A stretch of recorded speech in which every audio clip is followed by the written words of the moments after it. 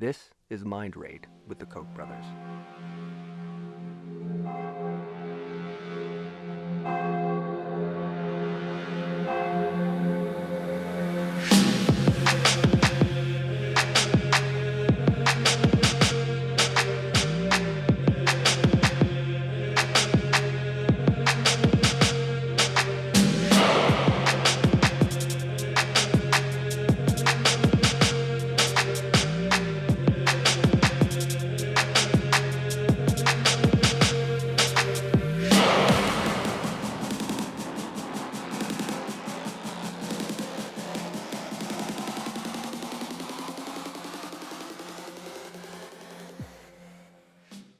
All right, guys, welcome to Mind Raid episode 4. I'm sitting here with a really good old friend of mine, Devon Christian, and I believe Eric will be showing up sometime here soon, Debo. We'll see. He's training hard. Hopefully he's going to be fighting in London in March, so that'll be sick. Devon Christian has way more followers on social media than I do. He's way more popular than I do. That I am, even after 20 years of being in the ego-driven, sometimes fight business. Debo is absolutely killing it right now on Instagram. Devon Christian was one of the first. Was the first guy to come with me and train with me in the basement. Part of the McLeod USA crew. Devon, you're awesome. Welcome to Mind Raid, and thank you for taking the time to come here. I know you're a busy guy. And you've got a family to take care of, so welcome and thank you for coming. Absolutely. Thank you very much for having me out, man. Fuck yeah. Yeah. Let's talk about McLeod. Me and Bo were talking about this with Eric, right? So Eric didn't get to be a part of what McLeod is. Tell me what you remember about this. Tell me the most audacious things that you remember about. Tell them, for the audience that doesn't know, McLeod USA is a now defunct telephone company that resold the broken up Ma Bell Company telephone lines and gave shitty service. Yeah, it was kind of a circus sideshow. It was, to be honest. I remember not working there too long, and I was taking a call. I did customer service, some inbound sales, the normal right when you get out of college. And I remember a ball hitting me in the back of the head. And I picked it up. And I threw it behind me because obviously I was working. I took my job seriously. You did one of the... Yeah, I just took it and gave it a little huck. I then had a somewhat plump fellow come up and tell me that I needed to go pick this ball up. I said no, I was working. He insisted I did, or he was going to kick my my rear end. And it ended up turning into, you're going to do it, or else I'm going to beat you up after work. More explicit than that, but... This person, we're not going to name the person's name. But did they have a wrinkle in the back of their head? I'm sure they did. Yeah, I'm sure they did. Because there was somebody at McLeod that people had called Fathead. Oh, I don't know about that. Oh, well, there's a guy that we were talking about the pellets. You remember the pellets? When they would gut the Beanie Babies. Were you there for that? Okay, so like it might have been before you got there, but people would take these McLeod USA Star Beanie Baby. Uh-huh. They'd give them away for sales, like shitty prizes for getting sales. And people would gut them. And they would fill their desk drawer reservoirs with these little plastic pellets from inside these Beanie Babies. And right when like Dan McDaniel and Ryan, people weren't looking, they would shoot these pellets at each other. You would see, Debo, I'm not fucking kidding. You would see a rain. It looked like war games, except little plastic pellets on the sales floor. And I shot one, shamelessly I shot one and stuck one in this dude's fat roll. And I think it's the guy that you're talking about. I think I remember you telling me about this story. So what happened? Did you guys duke it out in the parking lot? 'Cause No. Some people did. No. So, I didn't think anything was going to come of it. I told my buddy that used to work there. We were really good friends at the time. Morris, Mr. Jeremy Morris. Jeremy Morris, a guy I trained with even before you back in the day, right? Yep. Very, very good friend back then. And I told him it was going to happen. He's like, nah. He's like, if it does, it's no big deal. I was walking out to my car and I heard, all right, you ready to fight, buddy? You ready to get your ass kicked? I'm like, oh boy, this really is going to happen. And about 5 seconds later, Jeremy and his buddy pull up, get out of the truck with baseball bats, and they're like, what'd you say to our friend? Yeah. Oh, nothing. I was just going to talk to him about some stuff. They're like, that's not what we just heard. It was Nick, wasn't it? No. It wasn't Nick. No. Okay. No, I never had issues with him. He's one of the funny stories, though. He was. I never had issues with him. He was very funny. But still to this day, he's the reason I say, "Oh, Ian, it's so large." Oh, okay. His triceps were so large. So you haven't even seen the podcast. Devon hasn't even seen our last podcast with Bo because I haven't finished editing and releasing it yet. But when Bo brought up McLeod USA, he goes, it was kind of a weird culture, and they would say weird things like, so large. Now, I remember so large. On the sales floor, imagine the sea of desks, rows of desks, the most like monotone, monotonous environment you can imagine, but communicative, right? People were hollering shit, walking around, slapping hands. It was a high energy sales area like you see on the movies, you know? Yeah, and this guy, Jerry, would prop himself up, right? So he'd be hearing it, looking around the sales floor, he'd do one of these, and he'd go, and he'd do chair dips, remember? He'd be doing chair dips and pumping up. This motherfucker had a polo on, and it was skin tight, looked like Ultimate Warrior bands around his biceps, and he was pumping his triceps for everybody. So then people start screaming, so large. Oh, Jerry, your triceps are so large. Yeah, that morphed into multiple things. Then there was a gentleman, Ian, who had an Escalade with, I think, 24-inch rims on it. Jesus, I totally forget about shit like that. And now it escalated into talking about his rims being so large. And then, oh yeah, your rims are so big. They're bigger than a baby. Oh man, okay, so that was the more mild shit. What we're not talking about is that probably 90% of the population of McLeod over break, over lunch, and over basically any available time was out in the parking lot smoking bowls. Probably a good chance of that. Yeah, pretty much everybody. I remember going through Dan McDaniel's team and going, I think I'm the only person here that doesn't regularly get bombed in the parking lot. Now, there'd be people like Tracy that would go, hey, you want to go out on lunch? And I'd go out on lunch, and she'd just fire up, and I was like, holy shit, that's like, you know what I mean? I wasn't that seemed kind of risky to me, but it was everybody on the whole sales floor. Not everybody, but a huge, overwhelming majority of these salespeople hated their job so much that they would just spend their every waking moment getting bombed out of their mind. The management was a joke. The management was they would have these team meetings and they'd say the same things. You remember the managers? The vision statement. The vision statement. Yeah, to be a world-class value-added telecommunications services provider. I used to remember all of it. I don't remember because we were made to memorize it. Yeah. And then the whole company who's based in core values and preached core values imploded big time. What's up, babe? What else do you remember about that? What are some other characters that you remember from? Well, you spoke of our buddy Jesse Rittenhouse. One of the most memorable was unfortunately when Jesse lost his job. Yeah. Yeah. Did you guys talk about that one? We did. We how could we not?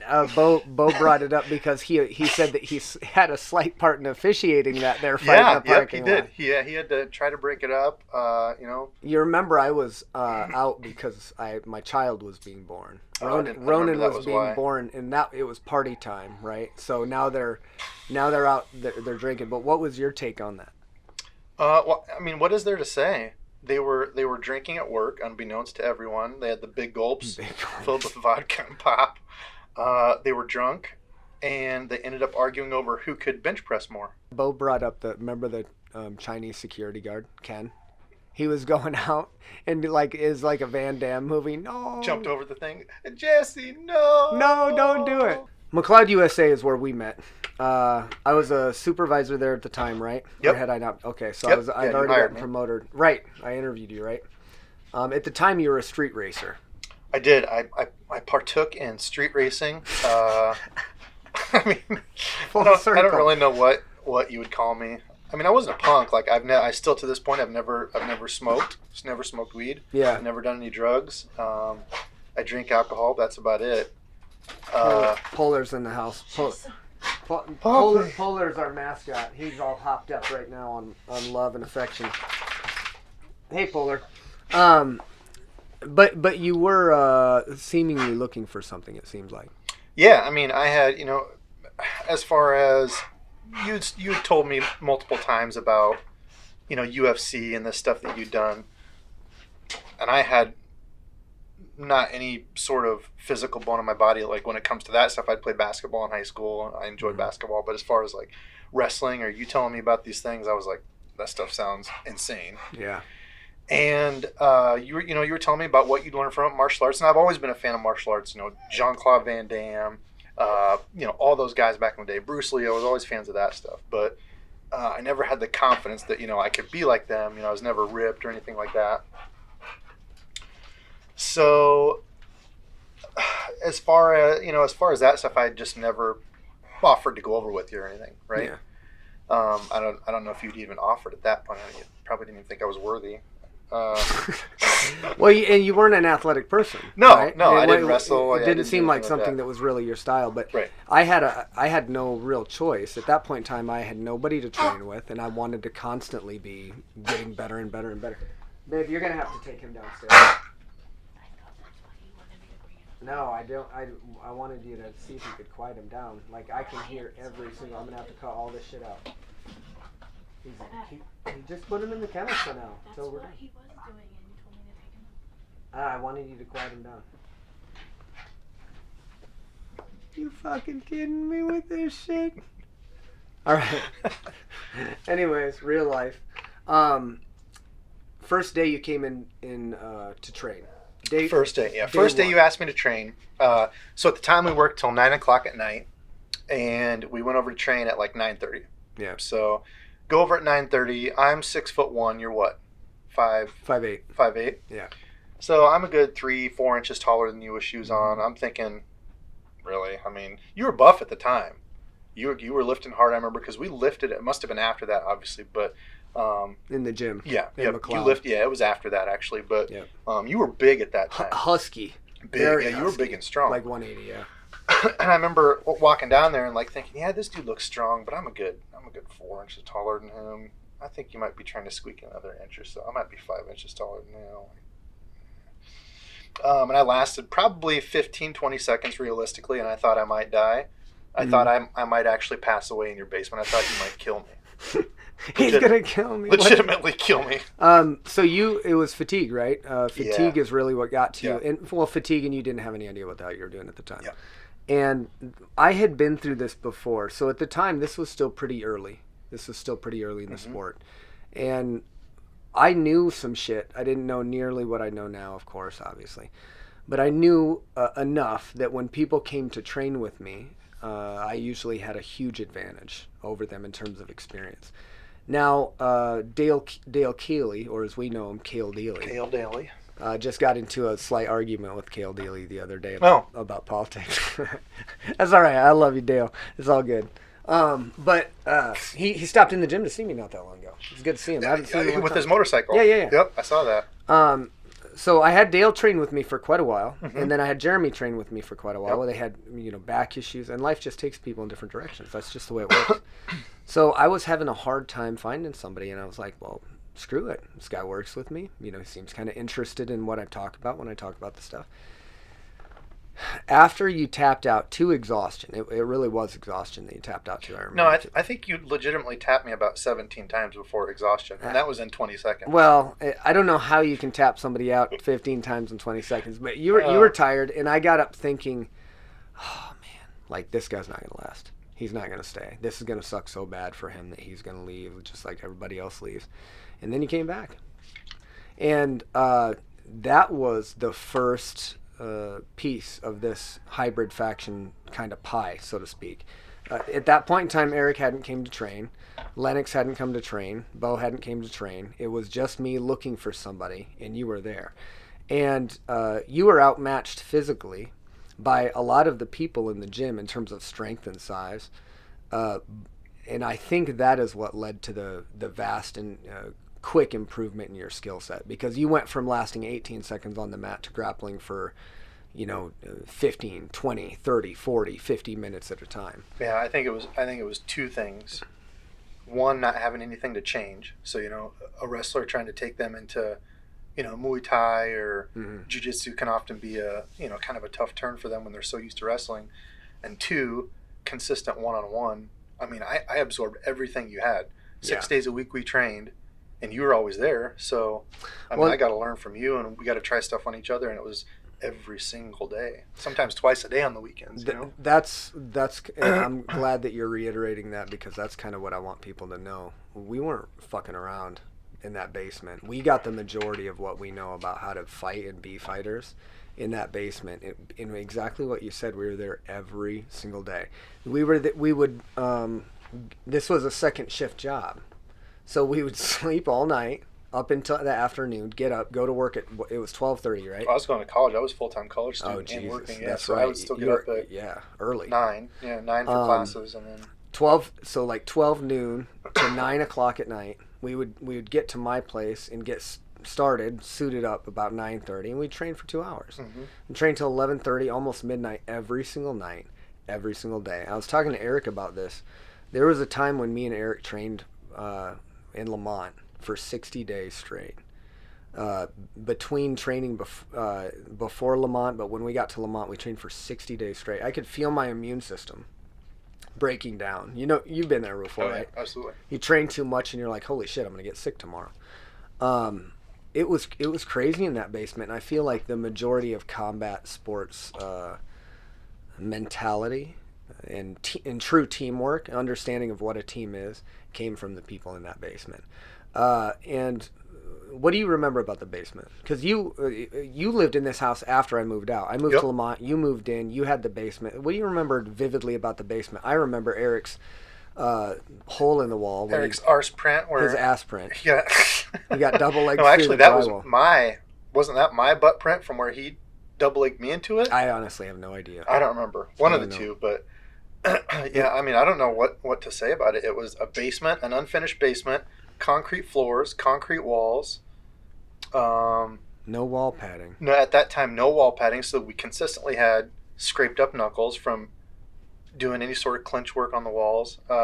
And you had to really know how to position your hands right, because if you didn't and somebody slid down or they sat down hard against the wall, they would just shred your fucking shit like cheese. I remember the electrical sockets that you had How could you forget? had metal plates on them, but they were the electrical sockets that were not recessed. Stainless So steel. it was the socket that stuck out with a stainless steel plate on the front of it. And I remember one night, there was a pole in the middle, a brace, a brace for the basement. So there was a steel pole in the middle. And I remember one night, I couldn't tell you what we were doing, grappling of some sort. Yeah. And I turned, my heel hit it and sliced it open, and the back of my heel was completely showing. You could see a little bit of the bone. Yeah. And you barely touched it, but it was so sharp. I just knocked up against it. It just sliced it wide open. 22 stitches later, I think. Yeah, and it was 13 inside. It was wet down there. You remember that? It was moist. Moist. It was real moist. Very moist. You had mirrors on one side of it, and the mirrors would be completely dripping with because we had like the little lifting spot. Dude, you're blowing my mind. And the mirrors would just be crying and raining. Yeah, it's like, why have these Sweat, fucking things? They just remind us of how gross it is down here. And remember our gloves and our shin guards? So cold, so gross and wet. Well, that's when we actually got them. For however long did we train without gloves or shin guards, and we only did open palm boxing and kickboxing. We did that for quite some time. I think that this is a good segue into pressure point, guys. We need to talk about this because Devon was there. He saw this happen. And if he wasn't there and he didn't see this happen and I told people about it, they might not believe me when I tell them. But there was a guy who heard about me through my brother. This guy I had known when I was a kid. And he was showing some martial arts moves when my brother went to some camp out or something. Somebody tells him, oh, hey, Keoni's brother trains, for mixed martial arts.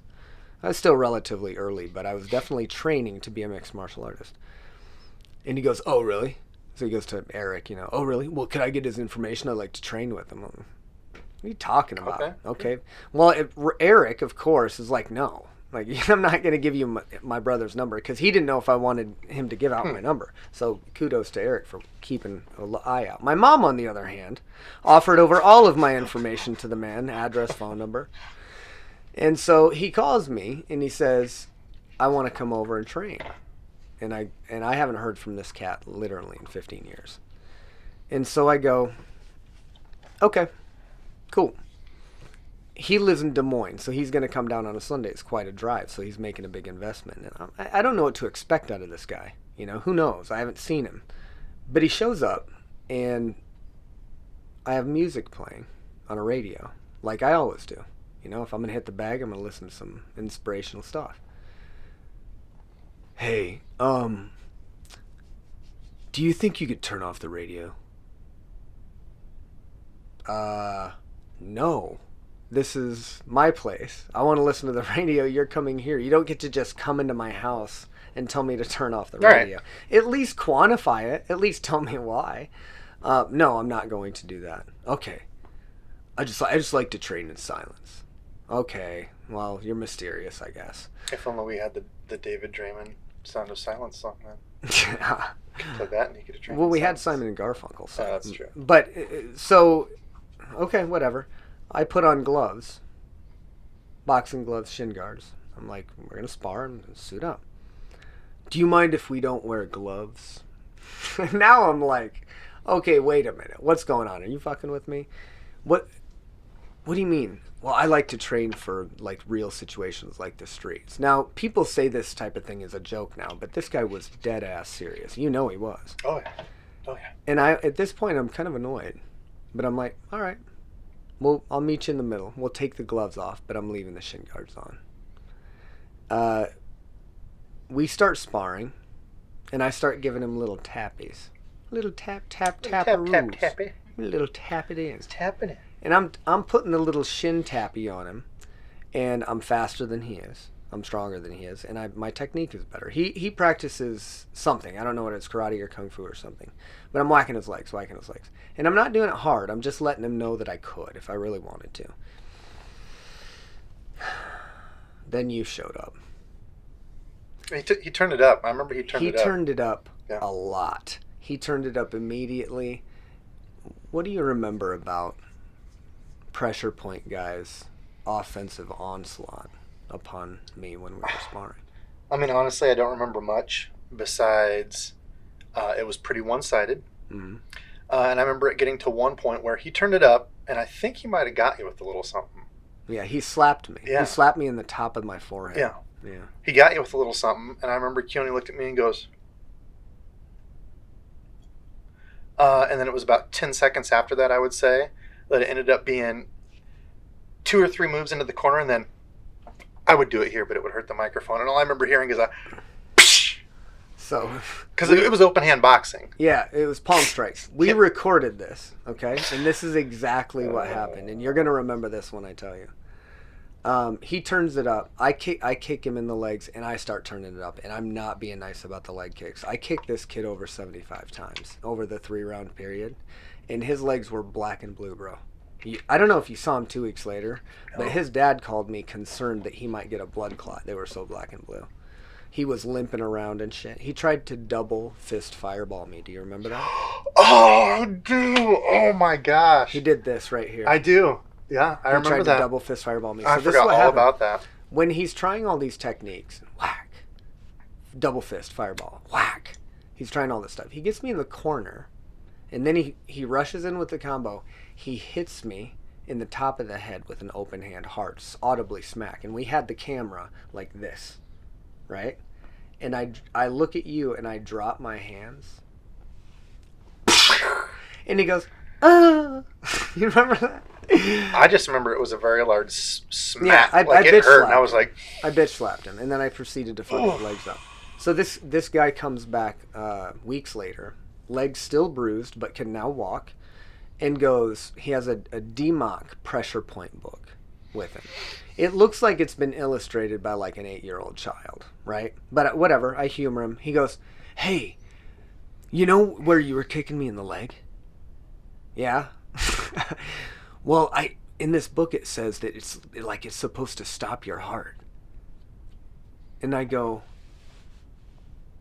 what the fuck you doing here then, Chad? And he goes, oh, no. I guess you have to be like really good at it. Oh, okay. Thanks, Chad. You gotta Thanks, keep practicing. thanks for insulting me. Where does this put you at on this on the scale? I was always the guy people wanted to go against because I was very not threatening. Unassuming. Right? Yeah. 6'1". I mean, decent. Ended up getting a decently muscular build, but then just You're scrawny. very man. average 6'1". What were you, like 160? Just a dude. And then, yeah, probably. Real skinny? Because I graduated, probably like 155, 6'1". So By the end of your scrawny. fight career, how big were you? now, Like no, When I was like, actually fighting? when you were fighting like at optimum weight, there was one point you're fucking jacked. yeah, I mean, I was like 200, pretty solid. Because Yeah. I fought at 185, Damn, and I had to cut. damn. But I was never crazy strong or anything. But I ended up getting very, very fit for myself. What's your most memorable fight? Most memorable is probably Bullware when I won the belt. When you won My the first belt semi-pro and you belt. beat Bullware 3 times in one fight. Beat him 3 times in one fight and broke his arm at the end. Yeah. That was my most memorable. We actually, that's come up twice. The Bullware fight has come up. And me and Lennox, I think, were cornering you for that fight, and we could not believe what we were seeing. Yeah, it was. 3 arm bars, if I remember correct. Or Or was it armbar, triangle, armbar? armbar? Did they stand up a triangle or some shit like that? No, they stopped it. He had tapped. And the And then ref it kept broke going. it up? He waited, and then the bell rang, and he said no, he never tapped. Yeah, armbar, triangle, and then armbar. Yeah, that's what it was. You had to break this cat's arm.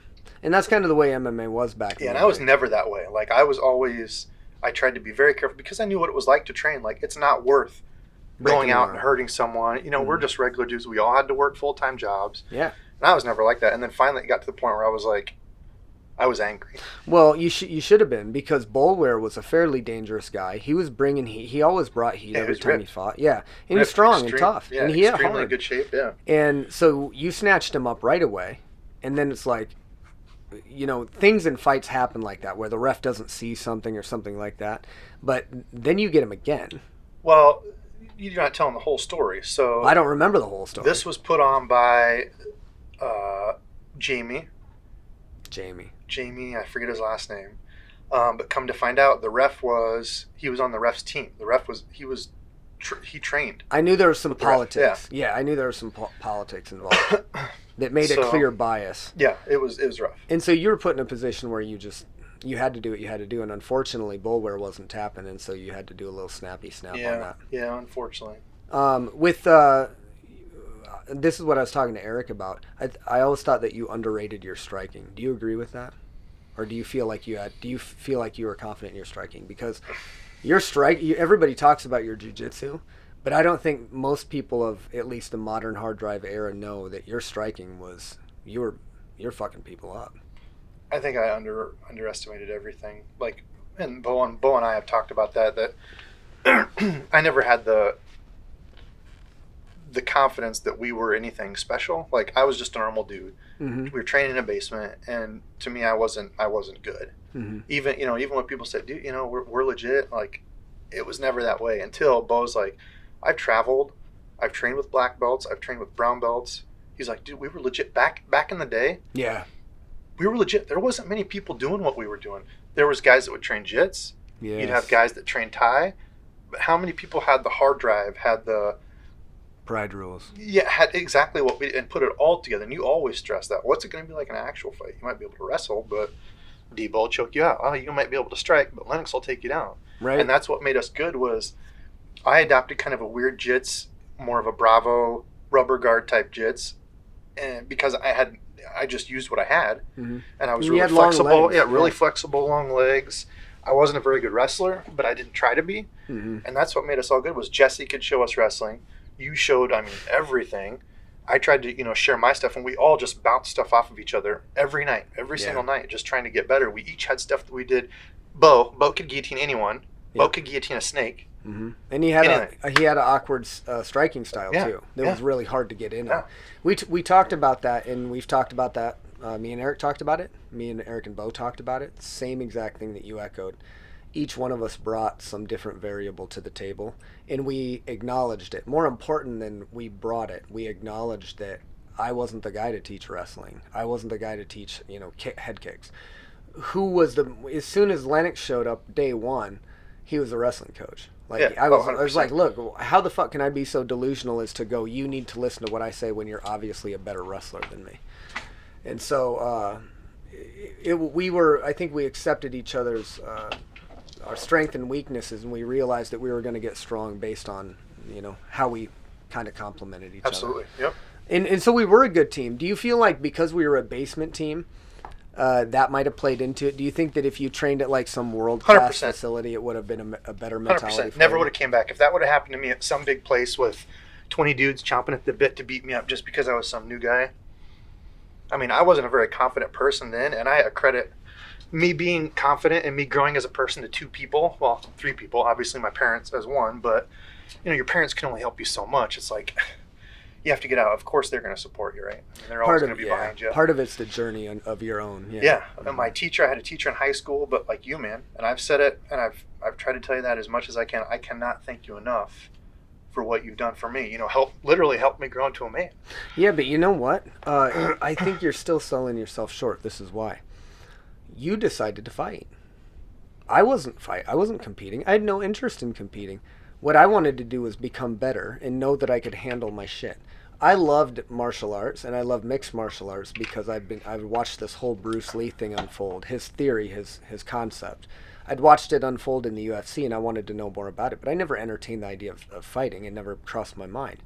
You wanted to do it right away, and you didn't ask, right? You didn't say, hey, Keoni, you've got more experience. You just went, I'm going to go fight Ronnie Britt, and I'm going to make my debut tonight. No, that's not how it went. You were on the way with Bo and Stefan Pullen. It was. But the story was, I knew Gamst, Nick Gamst was the promoter of the show. Okay, we had talked that name in a while. Wow. We had talked on MMA Underground. He was a pretty nice guy. He talked about local fights. I went to fights and watched and talked to him. And he said, yeah, I had a fighter pull out.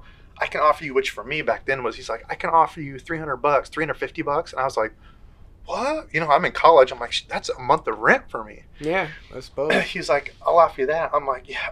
Like, who is this guy? He's like, he's only fought a couple times. He's like, you should be fine. I'm like, all right, screw it. I'm doing it. So, yeah, we go down. I remember calling you. And when people ask me, what's the fight that you've learned the most from and that you respect the most? By far, this fight.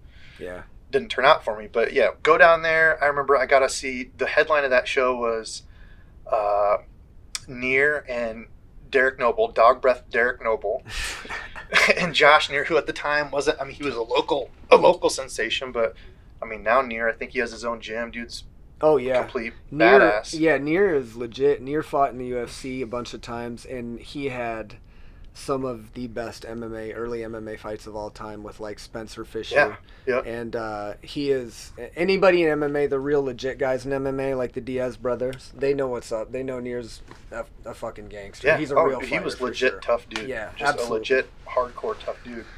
And Jeremy Stevens fought that night. Yep. Jeremy Little Heathens was on that card. Some tough people come out of Iowa. Yeah. A lot of tough dudes. Pulver was there in, I think, Neer's corner. Yeah. I want to say.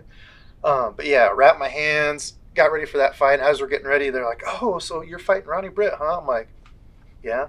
Like, oh, man, good luck. That's going to be a really tough fight, man. I'm like, why? He's only fought like once or twice. Like, no, man. He's a legend down here. He's fought like 13 times. I'm like, oh great. So then I get my stomach's going. I'm like, I might poop my pants during this fight. I was super nervous then. But I'm like, you know what? I'm a tough dude. I've been training for like, 6-7 months. Yeah. And I'm like, you know what? I'm pretty tough. I've been training. I know what's up. And the fight didn't go that way. We traded a couple times. I remember I kind of nicked him with something, and then he gave me one of those, poking his head out, taunting me. And I don't remember what happened. It ended up going to the ground, whether I took him down or he took me down.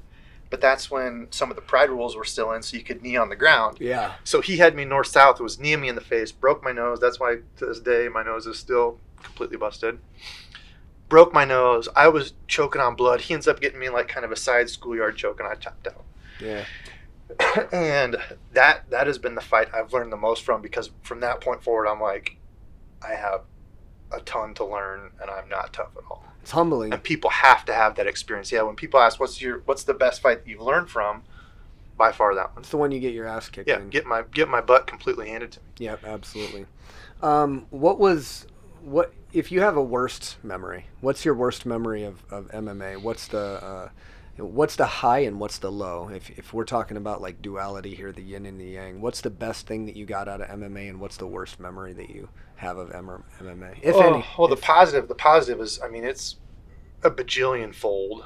I know the worst right off bat was my last fight. I vowed to never go out that way, but it was my only fight here in Cedar Rapids. Mm-hmm. Only fight my parents, only fight my family had been to, all the local people had been to. And I lost my very first fight, and then I went on to win 6 in a row. Mm-hmm. I was fighting for a local promotion here, and I remember, Bress was like, we're going to get some good people, like, you can keep going up. And I was thinking, man, like, could I make something out of this? Sure. Mm-hmm. I was feeling pretty confident, like, this could go somewhere. And I fought Luke Johnson, super nice dude. Oh, and Ronnie Britt, I don't know if he'll ever see this, but super nice dude. Bought me a beer afterwards, and we continued to be friends afterwards, which is something that people not at MMA would ever understand. Right. I've talked to Ronnie since then. He's still around. You punch each other. He broke my nose, choked me out, and afterward we had a beer and talked, and he shared, experience, perspective. But yeah, Luke Johnson, he ended up, I don't remember, it was, I think, first round. But I remember mentally, I was at the lowest I'd ever been. I was so beaten inside already, mentally. I had no point. No. Why do you think you were beaten inside for that fight specifically? I was just nervous. I was nervous for family there. I was nervous with what was riding on it. Too much pressure. Right? Yeah, I didn't think that after people started hyping me up, like, I'm not that great. I'm not going to live up to that. I can't do this. There's no way I'm going to beat this guy. Mm-hmm. And he ended up flash knocking me and then TKO, and that was it. And I remember after that fight, I cried, and I was just like, because I'd put so much into it. Like, people don't understand how much, They don't. It was to the point I was eating broccoli to make weight. And I was just like, I would get at the end of the night, you told me what to portion, what I could eat. Mm-hmm. I remember get done eating my broccoli. I'm like, if I could just have like one more thing of broccoli, just being so hungry. And after that, just feeling like so defeated when you put everything in. It's not like basketball where you have a bad night. You sit on the bench, your team can, help throw in. It's you. Yeah. It's you in front of everyone. It's a complete different feeling than losing a basketball game or, probably the closest thing would be wrestling. It's just you and another guy out there. In front of everybody. That's hard. That's real hard for people to chew, let alone just get out there. What's the percentage of people that have fought in the world population?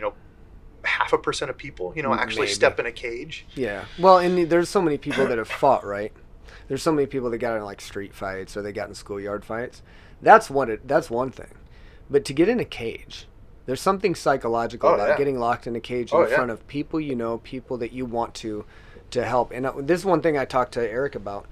When we won, this is why I feel like Hybrid Faction's always my team. When we won together. And we celebrated and we were happy. We were euphoric. But 100%. When we lost, we all lost. When somebody would lose a fight, it didn't matter if all of us won. I would lose with that person. I would feel like I let that person down a little bit. Or that, whatever pain they suffered, I felt a little bit of that too. Yeah. And the mind is such a powerful thing. But you're absolutely right. We talked about this a lot back in the day too. If only people once in their life had to prepare for a fight, or at very minimum cut weight, they would probably be very different people. They'd probably have a lot more humility because they'd know how much sacrifice it takes. And to put in 8 to 9 weeks of suffering, if we're being honest, and getting beat on and punches and bruises and black eyes and cut lips, and then to lose, that's why the sport is so extreme, because there's so much on the line, and it is just you and in that cage, but it's not. It's the pressure of everybody that you're trying to make proud and to do proud. And I've always felt like I've been a pretty good sense of energy. When I walked into your house that day of that fight, I felt something was off. I was like, man, I can tell Debo's super nervous. Oh, I was a wreck. Mentally, I was a wreck. Yeah. I had no business being in the ring that day. It sucks, but what a learning experience that is as well, right? Yeah. Like, what did and that wasn't the bad part. Sorry to jump back. No, losing the fight wasn't the bad part.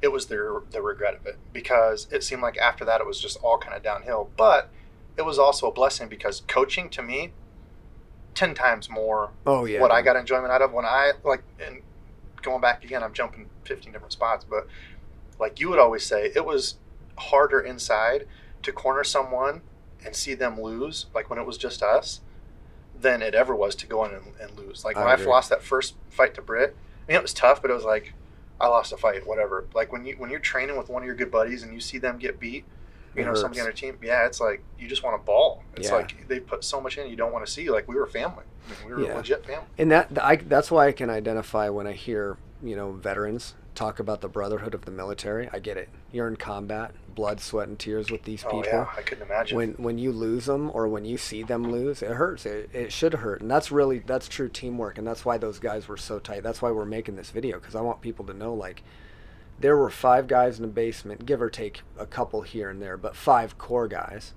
that took literally nothing and turned it into what now is serving as an inspiration or a place for kids that have no idea. They don't have any idea.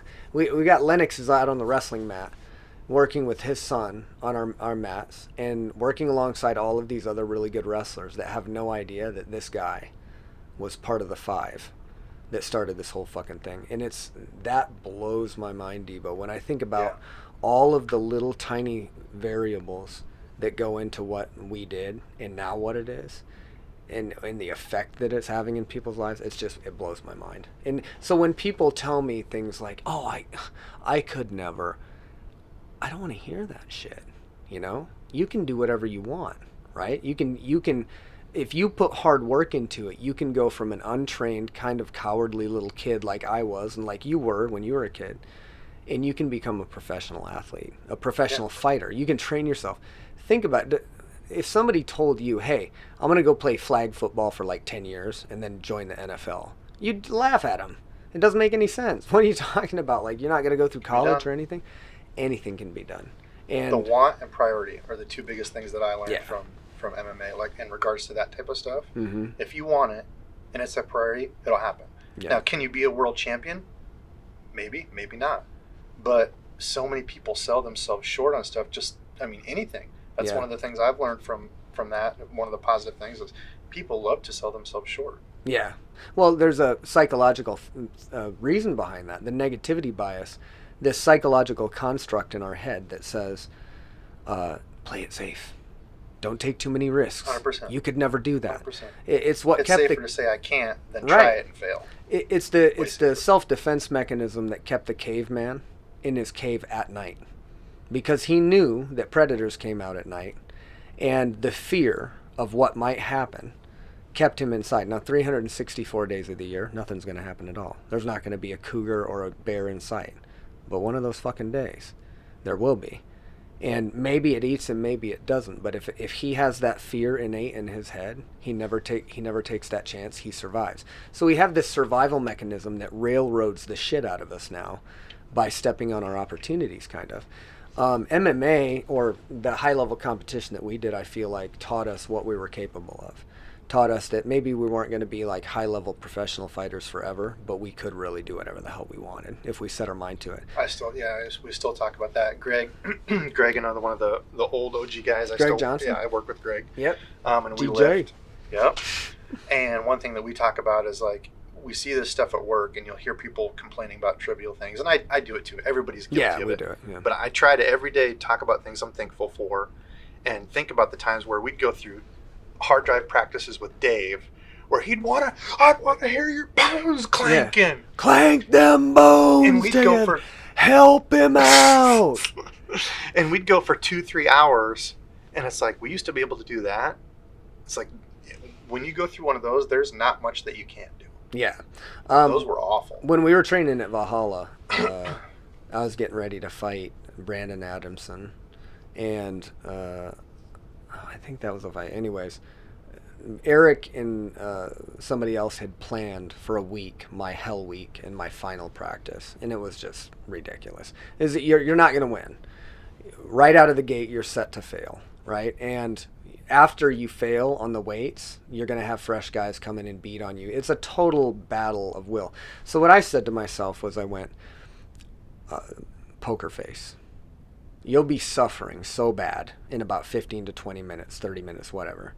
Don't show any emotion. Be a machine. If you're going to get your ass kicked, get your ass kicked, but show no emotion whatsoever. Not a blank. So I get through the whole thing and I get my poker face in there. I shove everything down. And I get my ass kicked, all over the fucking place. So I go and I sit on those little raggedy seats that they had out by the entrance of Valhalla underneath the hatchet. And I'm sitting there and I'm kind of alone by myself with my thoughts and I'm exhausted. And Tish walks in. And she goes, she knew that I was going to be doing some shit. And she goes, "What'd they have you do?" And so I started recounting it and retelling it to Tish. Well, first I had to do Fight Gone Bad, where I had to do this and this and this. And I started crying. I broke down in tears. All this emotion from all of this suffering came pouring out of me. And I'm like, I need a minute to just sit here in my thoughts. I was broken to the core. And when you get there and you've done it purposely and you've put yourself in that place, A, it makes you a very, very formidable athlete, a very formidable fighter. But B, it makes you the most humble person because you remember. You remember what being nothing feels like. And I think getting to that point and putting yourself in that point gives you a perspective of empathy that most people can never understand because they've never had to do it. And if they did, they'd never willingly cast themselves into the fire and tested themselves in that way. Mm-hmm. So just getting through something like that, just getting through constant weight cuts, it just reinforces to you the capability of your own mind. But it is a bitch too. It took a lot of toll on your body, just like I know it took a lot of toll on my body. And a big part of my retirement was the fear, honestly, the fear of CTE, because the only thing that I'm really more interested in than being in shape and being a great martial artist is having my cognitive ability. Yeah. And we took some shots. Yeah, it was the same for me. I never worried about that as much until it came out later, and we heard fighters and stuff talking about it. But for me, it was my neck. I remember I'd always struggled with neck stuff for the longest time. And I remember my second daughter was born, and I was still trying to train when I could fit it in. I mean, it was hard with work and having two young ones. But I remember I finally went because it was like a week and a half, 2 weeks where my arm was on fire, burning every day. It was like nerve, couldn't right? Sleep. Yeah, nerve couldn't situation. sleep, couldn't do anything. And I finally went, and she's like, the doctor came in, and she, was kind of a bad look. I'm like, is everything okay? Or she's like, well, you've got 7 to 8 discs that are pretty damaged. She's like, a couple of them are really bad. She's like, have you been in a pretty stiff car accident, like pretty bad? And I laughed because I thought she was joking. I was like, no, really, how is it? She's like, no, this isn't a joke. I'm like, oh. And yeah, I had like seven discs that were completely bad. 2 of them were completely gone. She's like, I don't know how you're not in like extreme pain right now. I'm like, yeah, I've been having arm stuff. And she's like, well, your body's already started healing itself. She's like, 2 of your vertebrae have actually started growing together. And she's like, that's what we would do for, an elderly person. We would put plates and pins in and fuse those together, which is now why I don't have very good range of motion. But yeah, like once you start getting older and that stuff starts happening, that's when I was like, man, she's like, okay, listen, like we can go in and do surgery, but where it's at is very risky. Like we're going to have to go in to your spine, around your spinal column. There's a chance that something, could get hit. You could be paralyzed. And I was just like, man. And that's when I was like, I don't think I'm going to be training anymore. And it was tough. I remember I regretted that every day for a long time. I still do. What do you mean you regretted it? Like, how can you regret it if you feel so comfortable in it and it was the right decision because of your health, right? Well, yeah, maybe. Do you miss it? Yeah, maybe regretting it isn't. And since then, like, I went on like the complete opposite. Like, I hated it after that. Like, I haven't watched a UFC fight, and I went out with Greg for a UFC fight, and that's probably the first one I'd watched in years. 5 years? Yeah. 6 years? I just hated MMA after that. I don't know why, but it was just this weird hate of negative association. Yeah, not even with my body. Like, I wasn't mad at it for my body because like I could never thank like you and the team in MMA for what it's done for me. Like, who knows where I'd be now? Mm-hmm. I may be dead in a street race. I'd be in a bad place. Burning on the side of the road. Yeah. But for whatever reason, just this weird hate for it. And then I just I didn't want to watch. I didn't want to. Almost, I think more of it was I didn't feel like I was worthy. Like, people be like, come over and watch fights. Come do this. And it's like, I can't even train now. I'm a poser. That was the biggest thing for me is like, I didn't even want to watch it because it's like, I can't do that anymore. Like, I'm nothing. I get that, and a lot of people that train have done that. We had a kid. Unfortunately, he took his own life. He is a really beloved member of the team. But he left the gym for a while, and I hadn't seen him for a couple months. I reached out to him, didn't hear anything from him. I ran into him at the gym at Top Shape And I was in the sauna, and he walked by, and I'm like, Seth, what are you doing, man? Where have you been? Like, you're too good to not be in the gym. And he's like, oh, well, like, I didn't come for a while because of, work, and then I thought everybody was going to be mad at me. And I'm like, no, Seth, we want you in the gym, and we want you're contributing here. We want you to be a part of this thing. We're not going to be mad at you. If you have life going on, you have life going on. But I get it. I think there is like, there's kind of this attitude sometimes with people in martial arts that if they can't practice it, they're not worthy to be a fan of it. But when you think about who is a fan of it, they never practiced at all. They're usually just tipping back 12 ounces, Yeah. But you were very, very good at martial arts, and I was kind of sad to see you go. But I also knew that with a family, you have to prioritize. You have to have quality of life, and quality of life and physical health is pretty goddamn important, really. I would rather retire early and be walking up the side of a mountain when I'm 80 than rolling around or worse, because my theory is once you stop moving, once your body doesn't allow you to move, that's pretty much it. Yeah. It's game over. That's what I've gotten watching like my grandfather and other people that have gotten up to that age and been forced to stop, and then their body just kind of naturally goes as time. Yeah, there is a gentleman that runs that I work with, and he's like 60 and still runs like marathons, like Ironmans, and I'm like, how do you do it? Like, because you see him, because he kind of limps and stuff. Mm-hmm. And he's like, well, and I remember who told him it. It was probably some, famous quote. Now you might even know it, but it's I didn't stop running because I got old. I got old because I stopped running. So like some famous runner probably said it or whatever, but he's like, that stuck with me forever. And he's like, I know, because like I start to take time off and I get sore. He's like, even though when I run all the time, he's like, I feel, I'm sore and I feel it, but if I didn't do anything all the time, he's like, I probably wouldn't be walking. I probably wouldn't, all the other things that happen with that. He's like, I want to stay active. Dang. Get busy moving or get busy dying. Yeah. And you remember Paul from McLeod, USA. I don't know if you remember Paul or not, because he got fired for pinching one of the manager's booties. He was an old dude that used to work at MCI, and he got fired, and like 3-4 months later on Christmas Day, he passed away. And he was working there because he wanted to keep moving. He knew. And he had all of his friends pass away. They had retired. They'd stopped moving. They'd stopped having fulfillment, and they just broke. And I think there's something deep inside the human being or the human brain that says, hey, if you're not moving anymore, you're not useful anymore. It's time to go. So what was the...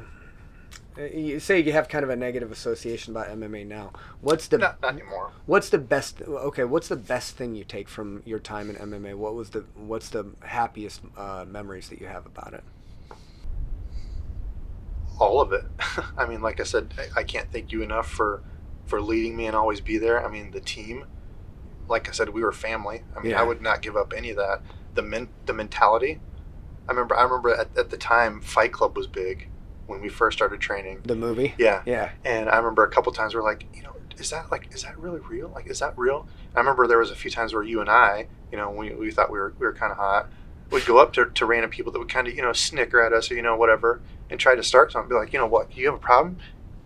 99.9 times out of anything, people don't want that. No. And I remember they don't want that smoke. Yeah, after we kind of learned that, and you get that ego check, and you get more in tune with yourself. Mm-hmm. Like that kind of stuff. I mean, as far as one moment, coaching, I mean, being able to coach brought me far more joy than ever being able to fight. I think I agree. A lot of that for you, when you corner someone or you hear someone on the mat, like, I tapped that guy because of what you taught me, or I won that fight because of you. It's like, that's better than winning any fight for me. It really is. Do you ever think that you'd want to coach again? There's a guy, and the reason I asked that, there's a guy, John Danaher, right? He's the hot shit right now in Brazilian Jiu-Jitsu, and I've seen some of his instructionals, and they're incredible. This guy was brought up in the Renzo Gracie school in the 90s, and has since had a complete hip replacement. I think maybe 1 or 2 hip replacements. Can no longer competitively grapple, and hasn't grappled for like 10 years. But he's been in the gym, and he's worked on probably the most heavily systemized grappling system I've ever seen in my entire life. Have you ever heard about how it takes 10,000 hours to achieve mastery? this is a number that's been thrown around in a bunch of books, but basically 10,000 hours is the apprenticeship period. 7 years, like 8 hours a day or something like that. John spent that amount of time when he could competitive grappling in Henslow School, but after he got hurt and these injuries railroaded his ability to roll, he dove into actually studying the mechanics of jiu-jitsu, like the fundamental basics of jiu-jitsu. And he systemized it in a way, from the material that I've seen, that makes him capable of executing all of these moves in demonstration, even though he would never really competitively roll. Uh-huh. Do you think that you could ever find a passion for martial arts again where you just coached without being a competitive roller? Because I feel like there's two types of people, but the overwhelming majority, if they had rolling taken away from them or sparring taken away from them, would just stop training or studying the martial art. What do you feel? Where do you feel like you end on that thing? Or do you think you'll ever jump on the mat just to coach or drill, or do you think that you're settled and you're kind of on a new path? Probably not. Yeah, I don't. Just because it's changed so much since I trained and fought and coached, that I think there's people that now would have far more than anything I could share. I mean, I could share personal stuff, but I mean, as far as stuff on the mat, like I think you need somebody that's there consistently, that's gonna, be able to, because a big part of us was being able to see where are they at, where are they progressing, knowing the people. And I don't think, with as much as it's changed, I don't think I would have much value at it. You know what's interesting though? What I've noticed about that, and that would be the assumption, it's gotten watered down. Really? Yeah. Way back in the day when I first saw the UFC and I saw jiu-jitsu and I saw Hoist punching people and submitting them, I went, holy shit, Brazilian jiu-jitsu is awesome. And it's going to get popular. And when it gets popular, it's going to turn into Taekwondo. And it's going to get watered down. And people are going to start putting in techniques that work in the gi and they work in sport competition, but they'd never work if you elbow somebody in the face or punch them in the face. And bro, that's what it is now. I never would have even ever thought of that till you brought that up. It's getting watered down. Now there's people in the gi doing these crazy like worm guards and stuff. And it's really interesting because the way they can use the gi as a tool to manipulate the human body is really cool. But that style of gi would get you brained in MMA. Like, it is now becoming so specialized that Brazilian Jiu-Jitsu doesn't even resemble what it did back in the day. Really? And yes. And so this is what I was going to tell you. This is what I never would have thought of that until you started talking about it. I told Eric this the other night. I said, a lot of people I feel like in our circle wondered, how good are we? How we don't have any formal instruction. There's no black belt around here, yada, yada, yada. How good are we actually? We were pretty good. We always ask that. Yeah, we always ask that. I put forth the claim that at the time, our mixed martial arts skill was on par with any team on the planet. And specifically, our grappling knowledge and our style of grappling, our ability to punch and strike and move into better positions and hold triangles and punch and do all this shit. The whole kick. Always be striking, right?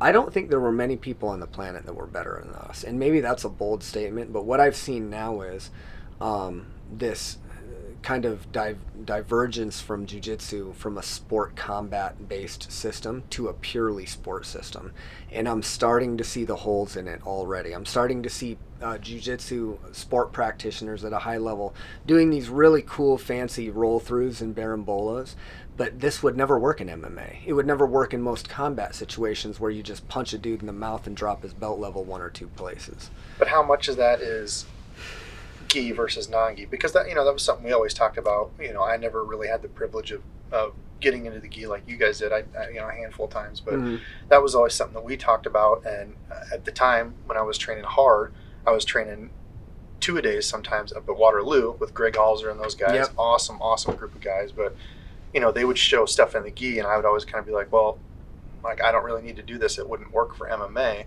So we always had that mindset of we should really train gi, but it's like, a lot of that stuff's not going to translate over, and we didn't, and I think it almost seems like that's its own sport. Like, a lot of those things that would work in gi jiu-jitsu work because you have the gi. Right. You almost have to chop it in half and say, this will work here because it's almost a completely different sport. And I do. When I coach now, I'm like, hey guys, this will work with the gi, but it won't work without the gi. But what I'm finding with the gi and training in the gi now for 6 years or 7 years is all of the handles are the same. The only difference is I can actually grab the gi. Mm-hmm. But where my arms are going to get an underhook, it's all the same. I'm trying to get a deep wrap and get that grip. But if I didn't have that grip, I'd be trying to get that deep wrap around the armpit or something like that. So it's a tool that kind of reinforces the way my body is supposed to move. But it also slows things way, way, way down. And there's also a lot of things that it does to slow things down that would not work if you could hit somebody. Sure. Yeah. So our style of jiu-jitsu, as rudimentary as it was and as non-founded in the classical system, I think it was one of the highest performing. You look at somebody like your guard or Eric's guard, and I think that's evidence of that. I think we beat guys we weren't supposed to beat.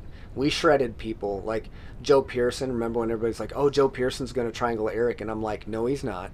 Eric is going to triangle him. We knew that we were kind of on another level than a lot of people. So it's interesting, though, because you would be shocked at how pure your skill is because of the way that we trained. There are a lot of jiu-jitsu guys that are phenomenal at what they do, but they're starting now to lean more towards this reliance upon the gi. And the best grappler on the planet right now, his name's Gordon Ryan. He won Abu Dhabi twice. He hates the gi. Hates it. He's trained in it. He's competed in it, but not for years. And he's pound for pound the best grappler on the planet. Interesting.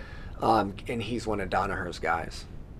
He's that guy Danaher I told you about, which you've never heard of him, right? No, I don't follow any of it. So he's the hottest shit in jiu-jitsu right now. He hasn't trained or rolled in like years and years and years and years. And He's the coach?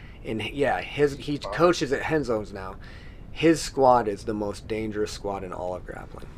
And he doesn't even fucking roll, bro. Isn't that nuts? It's all up here. He was so in love with jiu-jitsu that he went, can't roll, doesn't matter. Now I'm going to put it into the books, and he sat down for 6 years on. That's that want. Yeah, you have to have that want. Yeah. Yep. And you have to have that. Why is it slipping my mind now? The want and the perseverance. What's the word? I feel like an idiot. Jabberwocky. Jabberwocky. The want and the Jabberwocky. The of want. Of course, the Jabberwocky. What is it when you give up stuff to take other things? Why can I sacrifice? Sacrifice, yeah, the want and the sacrifice. If you want it enough and you sacrifice enough, it'll come. Yeah. Debo, what are you up to now? Work, the fam, kind of the got the two regular girls. Every day. Yep, 2 girls. How long you and Michelle been married now? I was in your wedding. I guess still got the pictures that you gave me. Yep. I don't know if I've unboxed them yet because I live like a hermit and I come only to sleep and record podcasts. But how long have you guys been married now? Let's see, 12-ish years, Damn. 13 years. Yeah. Congrats. Yeah, thanks, man. Right. So here's the deal. We've been talking about MMA and our experience in MMA, and I've been trying to build my follower base for a long time. And it pales in comparison to what you've done with the fish game. Tell me about fishing. Tell me about when your passion really became fishing, when you dove into it, no pun intended, and where you're at with it now and what you hope to achieve with it in the future, because you've got quite a following of loyal fans. Yeah, it's ballooned into something that I never, ever, ever in a bajillion years would have imagined. I mean, I've always had a huge passion for fishing ever since I was young. That was probably my favorite thing to do with Pops. And then even up until, high school, I've got a big scar on my finger. There was one year I was going to go fishing, had all the stuff out. I think I was like a freshman. I think you met Cassidy, our old Brittany, back at my parents' house. Yeah. Mm-hmm. She went up, sniffed the lures, got a treble hook. I was trying to get it out. It was stuck in my finger and her nose, and it ripped out. Fuck. That sucks. So I've got that. That's why I've got the big scar on my finger. But it was after fighting it, that need to do something. And that's something I've taken from you, as I was a very cerebral fighter and trainer. And, I was trying to find it and bring it over, and I was going to let you have it. But for the first 3 years of our training, I don't even know if you knew about it. I kept a diary every single day, every night after training, for probably after the first month of training. I decided I was going to start it. Oh, shit. Do you have that? No, I couldn't find it. But for 3 years straight, I had notes of every single night, what we did, what I wanted to work on. Because one of the other things, 2 other things, I guess, that you always taught me was the plate. If there's too much on your plate, because I'm a person that easily gets stressed out, And I always have to go back to you talking about the plate. Debo, you can only load your plate so full. If it's too full, you got to scrape off some of the food. You got to eat it. You got to do something. Get less on your plate, right? Because I would be like, nights I would just be ready to explode inside. Yeah. And just such a mental head case. I'm the You'd be like, biggest fucking hypocrite, bro. Yeah, I you're got like, I got way just too take- much shit on my plate all the time. I'm trying to tell you how to prioritize your life. But it worked. I mean, it worked. It's something that stuck with me. That's what I mean. These Yeah. things that you don't think about, and that you probably have no remembrance of even talking about. I remember the a few plate. times. I remember the plate. Yeah. But that, dude, you got to take some. You got to take some off your plate. I have no idea where I was going with that. Fishing. Fishing, yep, fishing. You kept a diary. You kept oh, a diary. yeah, kept the And by diary. the way, if you get that, I need to check that out. I'll That look would be for it. fucking I sick. showed Bo it a while back. I have some old stuff too of the combinations that we used to put like. That's where I was going with it. Yeah, so yeah. I've always had this yearn to get better, Mhm. and I would keep track of what do we do tonight? What do we work on? Instead of trying to learn everything in one night, you were always a huge proponent of every single night you come in, pick one thing. It might not sound like much. A guard. How are you going to hold your arm? How are you going to place your feet? All night, think about how you're going to place your feet in this one position that works. Little stuff, and it's like, that ain't going to get me better. Like, I want to come in and learn a flying triangle tonight. Yeah. I want to learn a rolling knee bar. Those are the things I want to like. It ain't going to happen. And the same things happen for fishing, for YouTube. I always want to get better and grow, and that's something. Again, I credit to you, man, of being able to see that small picture. Just the small one little thing and where it can go. Mm. And that's kind of what fishing brought me. Is I've always loved fishing. I've always been decent at fishing. I've been lucky to have my old man teach me bajillions and bajillions of different things. But it's like, I want to get better. There's certain things that he never did. Like frog fishing is something I love to do. He never did. It's like, I want to get good at that. It looks fun. That's my favorite thing to do. Because there's a ton of different fishing, right? There's a ton of different variations of the type Yep. of fish you're going after, the type of lures you can use. Yep. I imagine, and to be a pro, I imagine you have to have a way deeper knowledge base than what most people think. Most people probably Absolutely. are like, oh, he's putting a worm on the hook and he's throwing it out there, and you're like, no, I'm going after this. Yeah, it's the exact same thing. So, time of year, what cycle the bass are in, what's the water clarity, what's the moon cycle, all these different things. Where are you going to fish? Are you going to fish wood? Are you going to fish rock? All these different things that play into it, and that's what I love now. Is I'm by no means a pro, but it comes down again to those two things: the want, and are you going to sacrifice enough for it? Those guys are on the road. What people don't understand is professional fishermen are on the road 6 days a week. They're always not all home over with their the family. They're driving to the next thing. They might come home for a couple weeks. They're on the road for 2 weeks. They got to pre-fish. So what's the like? I've heard of kind of the process pre-fish and stuff like that. What is if you're one of the top 3 fishermen in the world, what are you looking at in terms of a pay scale? What's a 6-day-a-week schedule merit for a payout? Do you know? Well, that thing, yeah, it's so muddy now because like there used to be the big, like the BASS, like the Bassmaster Series was like Yeah. one series. So kind of like Pride, UFC, WEC. They kind of had their own thing. So there's like FLW was a different tour, Bass, MLF is the big thing now, and they were all kind of slightly different rules. But I mean, it depends. Like I don't remember what the last Bassmaster was of the year, but off the top of my head, I think like 250,000 if you win one. Oh damn. To 500. I think the classic is 500,000 or $1 million when you win it. But people don't understand that in the Bass series, which is what kind of spawned the whole MLF thing, you've got entry fees, you've got gas, you've got lodging. So you're looking at just to enter 5, 10, 15,000, at these different things just to enter. Right. And then if you don't top, place, there might be 50 to 100 anglers on that lake fishing that tournament. If you don't place in the top 10, you don't make any money. Or you lose. Yeah. Yeah. So you're there spending $10,000 just to get there and fish. You don't get a paycheck for each one of these if you can't get top 10, Right.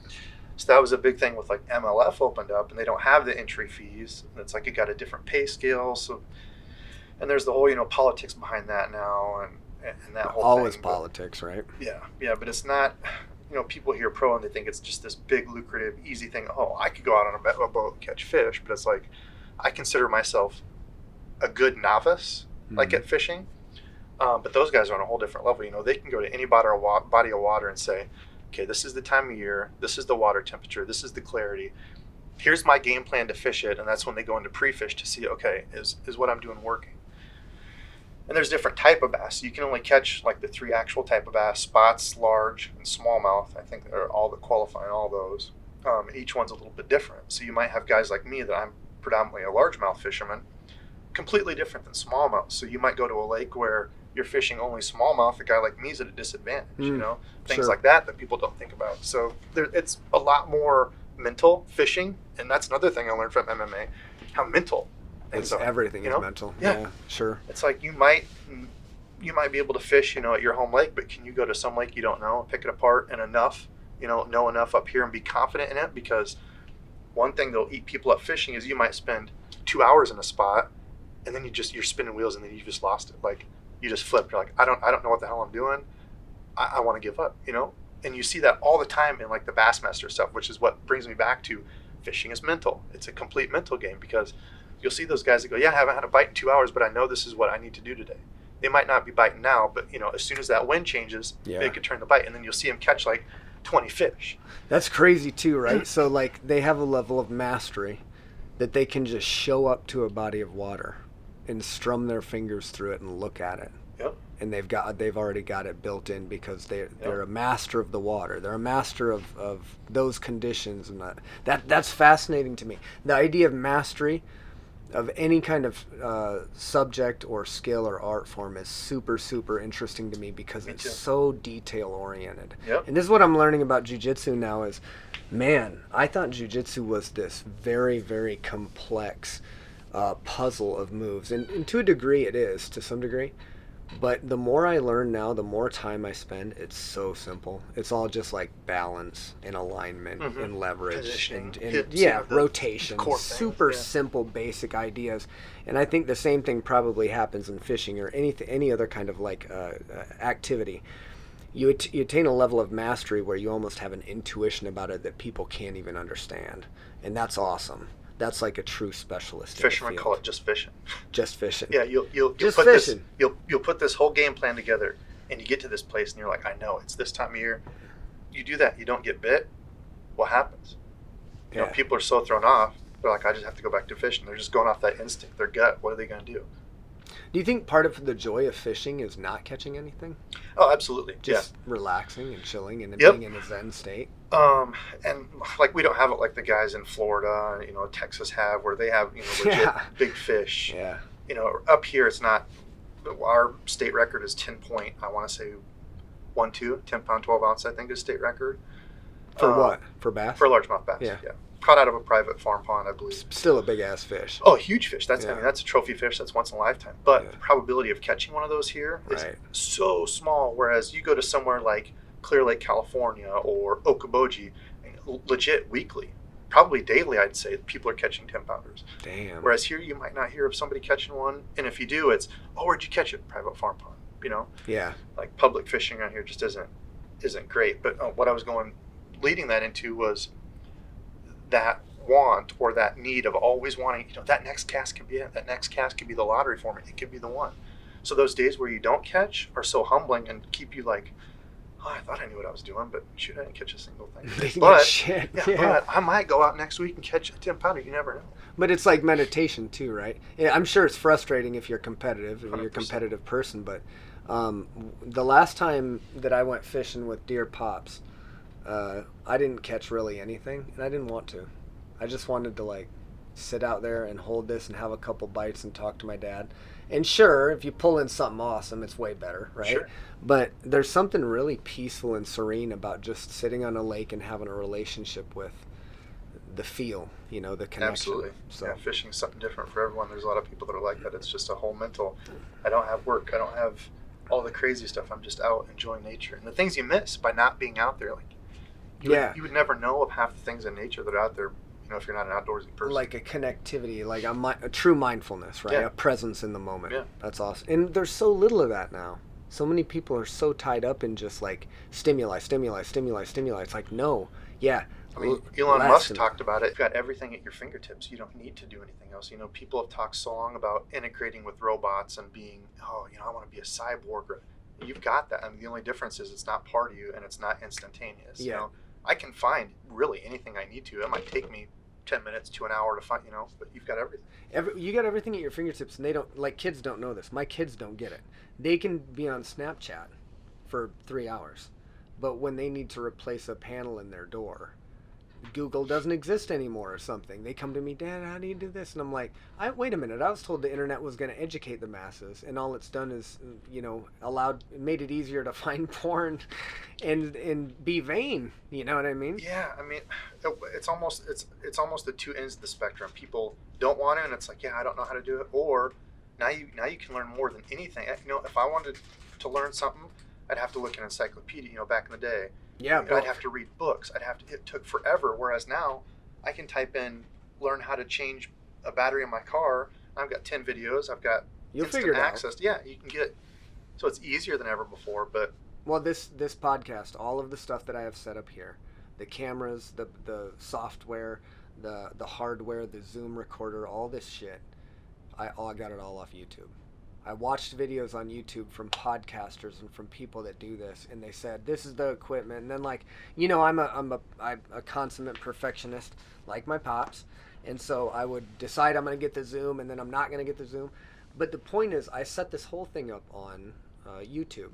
We set up hard drive, or hybrid faction, what would later become hard drive, in a basement with $1,200 in mats and no wall pads.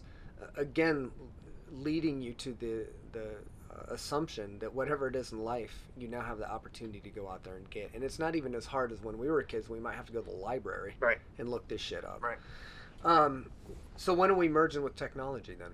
Let's go off on a totally different branch. Down a wormhole, huh? Well, we have, right? You said it. We're already starting to merge. We're already there, yeah. As far as merging, we're there. It's just not. What about the anatomical?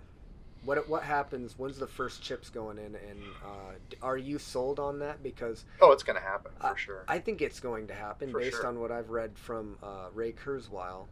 He's convinced me that we're going to hit a point where we're going to merge, where people are going to start chipping themselves, and they're going to have VR, not even in phones, actually implanted into themselves.